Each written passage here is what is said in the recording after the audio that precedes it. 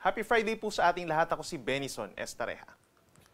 Sa ngayon po patuloy pa rin ang paglayo nitong si Tropical Storm na may local name po na Jacinto. Ito po ay nakalabas na ng ating Philippine Area of Responsibility kahapon ng hapon at huling namataan kaninang hapon naman sa layong 860 kilometers kanluran ng Pangasinan. Wala na itong direktang epekto, subalit yung trough o yung outer portion nitong si Bagyong Jacinto nagpapaulan po sa malaking bahagi pa rin ng northern and central zone, lalo na sa may Ilocos region, mga probinsya ng Abra, Apayao, hanggang dito sa may Batanes and Cagayan at pababa rin po ng Zambales and Bataan. Sa mga susunod na oras, asahan po yung mga kalat-kalat na ulan pa rin and mga thunderstorms. Dito naman sa may Southern Luzon, kabilang ang Metro Manila, down to Visayas and Mindanao, kitang-kita itong mga kaulapan. Associated pa rin po sa southwest monsoon or hanging habagat at mataas pa rin ang tsansa ng ulan. Dito pa rin po sa malaking bahagi ng Mimaropa, Western Visayas, Negros Island region at kitang-kita rin po yung makakapal na ulap associated with thunderstorms. Dito po sa may Soxargen, Davao region and Caraga region, make sure na meron tayong dalang payong kung lalabas po ng bahay ngayong gabi at mag-ingat din sa banta ng mga pagbaha at pagbuho ng lupa. Samantala, base rin sa ating latest satellite animation, meron tayong nakitang nabuong panibagong low pressure area sa labas ng ating Philippine Area of Responsibility. Nasa higit 1,400 kilometers po ito, silangan ng Southern Mindanao at base sa ating analysis, napakaliit pa ng tsansa na ito ay maging isang ganap na tropical depression din or mahinang bagyo sa susunod na 3 araw. Subalit patuloy natin itong imamonitor po dahil sa posibleng pagpasok din ito sa ating PAR sa susunod na 24 oras.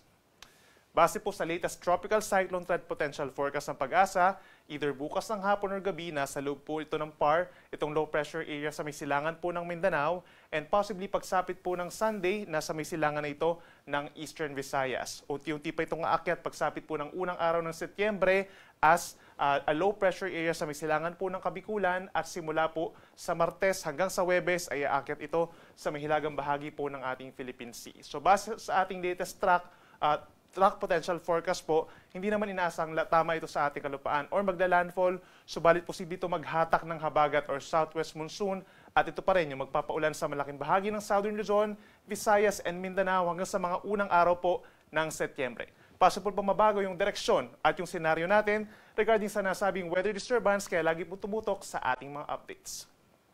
Bukas naman po araw ng Sabado, August 30, malaking bahagi pa rin po ng Central and Southern Luzon na magkakaroon ng mga pag-ulan, dulot pa rin ng southwest monsoon.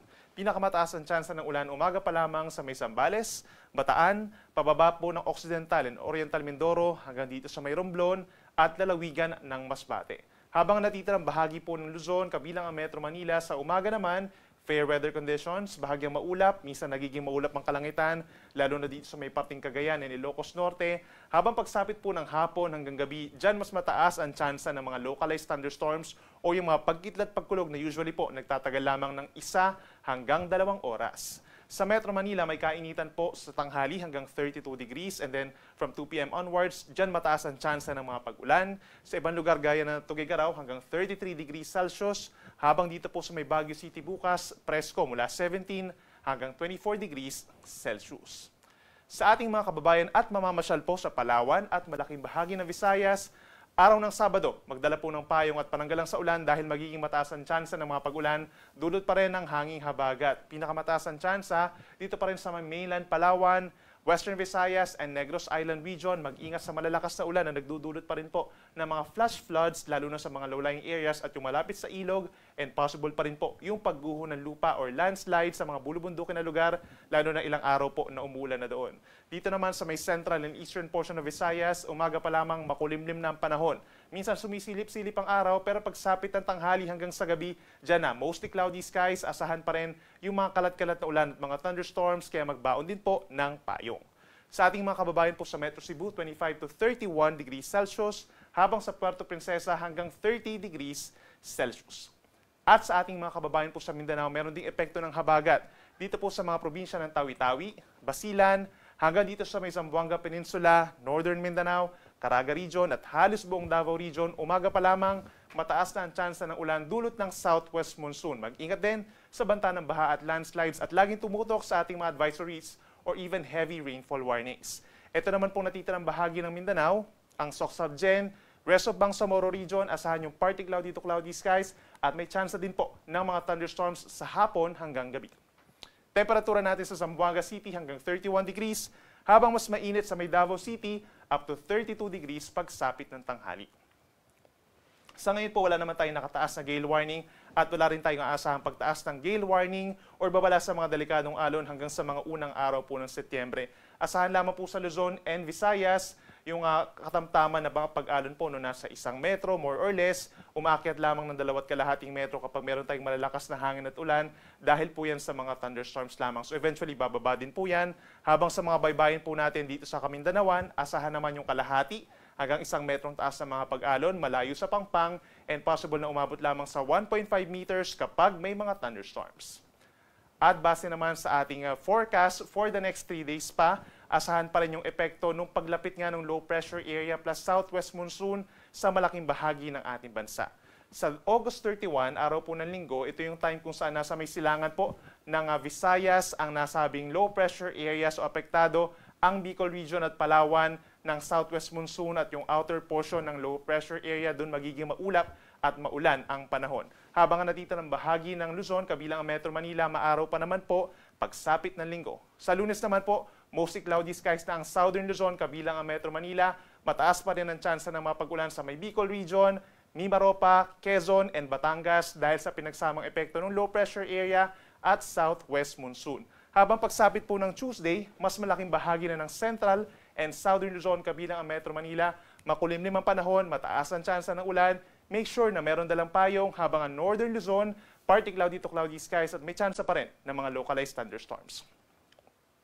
Sa ating mga kababayan po sa Kabisayaan, kapansin-pansin po, pagsapit ng Sunday and Monday, yan yung time kung saan malapit po yung low pressure area sa may Eastern Visayas. So pagsapit ng Sunday and Monday, mostly cloudy skies na, may epekto ng low pressure area sa may Eastern and Central Visayas, kabilang ang Metro Cebu, habang sa Negros Island Region and Western Visayas, maulap din ang kalangitan, madalas din ang mga pag-ulan, lalo na sa may Antique and Negros Occidental, dulot naman ng southwest monsoon na hinihila ng low pressure area. Kaya po mag-ingat pa rin sa banta ng mga pagbaha at pagguho ng lupa at ugaliin pa rin ang pagdadala ng pananggalang sa ulan. Samantala, pagsapit po ng Tuesday sa pag-akyat ng low pressure area sa may silangan po ng Aurora, possible po na dito sa may Western Visayas and Negros Island Region, meron pa rin paghihilan ng habagat kaya magiging makulimlim pa rin ang panahon, habang sa may Central and Eastern portions of Visayas naman, partly cloudy to cloudy skies, mas mababa na yung tsansa ng mga pag-ulan. At pagsapit naman po sa Mindanao, pagsapit ng araw ng linggo, malaking bahagi pa rin po ng Mindanao magkakaroon ng makulimlim na panahon. Mayroong mga thunderstorms, minsan malalakas yung mga pag-ulan. Again, mag-ingat po sa banta ng baha at pagguho ng lupa. Habang pagsapit po ng Lunes, araw ng pasukan, yung Zamboanga City po, Zamboanga Peninsula, magkakaroon ng mataas sa tsansa ng mga pag-ulan, dulot pa rin ng southwest monsoon. The rest of Mindanao, mababawasan yung mga pag-ulan sa unang araw po ng Setyembre. Habang pagsapit ng Martes, malaking bahagi ng Mindanao magiging maaraw at mainit, possible yung hanggang 33 degrees dito sa may Davao City, at sasamahan na lamang po ng mga saglit na ulan at mga localized thunderstorms. Ang ating sunset ay maaga po 6:09 ng gabi mamaya at ang sunrise bukas 5:44 ng umaga. Yan muna ang latest mula dito sa Weather Forecasting Center ng Pag-asa. Ako muli si Benison Estareja na nagsasabing sa naman panahon, Pag-asa ang magandang solusyon. Happy weekend po!